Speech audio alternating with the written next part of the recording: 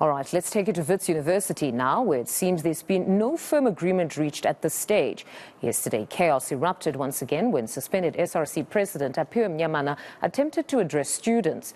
Mtila, who says he wants to be included in meetings between the SRC and Wits management, has been denied access by the university. Our senior reporter Aviwe Mtila is there and joins us with the very latest. Good morning, Aviwe. So Apiwe insists that he must be part of those meetings between the SRC and management. What is the latest decision now?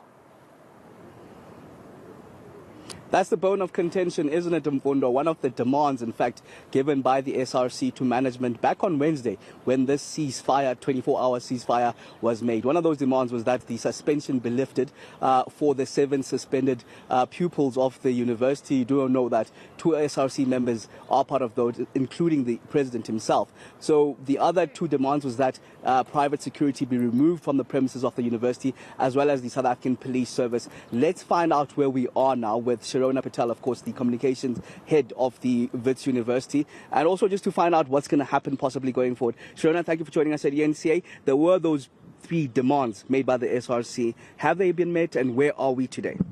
Thank you. So 2 of the demands have been met. So firstly, the South African Police Services were only on campus last Friday.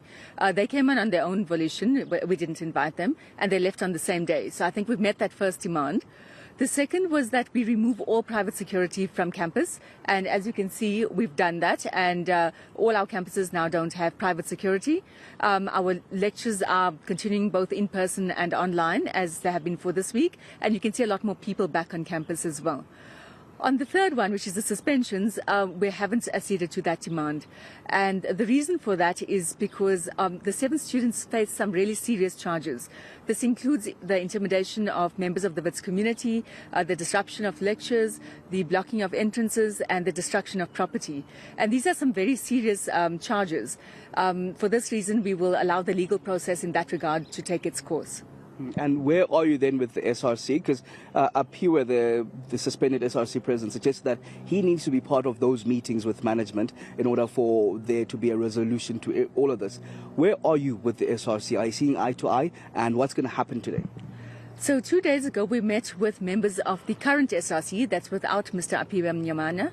And the reason for that is because he's suspended, he's not allowed to be on campus, he's not allowed to participate in any activities, and basically his presidential duties will have to be taken over by somebody else. So we met with the rest of the SRC, and I think it was a very good meeting. It was a meeting where we agreed to engage and to talk, and we also agreed that this is the one way in which we can move forward.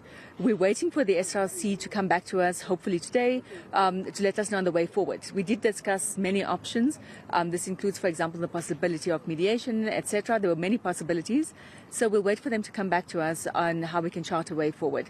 We're committed to sitting around the table and to resolving this as soon as possible. And of course, there are the original issues that are behind the protest itself. I understand one of them is the historic debt, paying back as far back as 10 years and allowing those students to register. Will that be met by the university?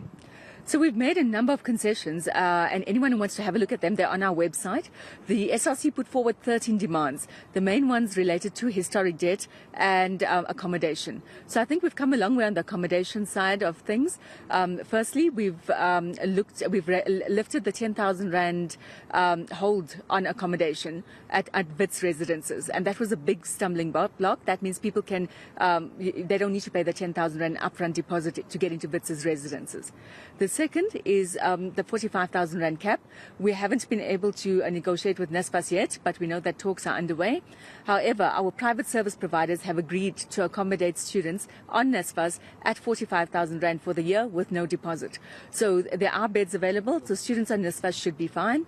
And then the last one is that we've got emergency beds. So we started off with 150, we went to 300, and now we're on 500 emergency beds. And so anyone who is sleeping in libraries or labs, we ask security to bring them to us so that we can place them immediately. So I think we're doing okay on the accommodation side.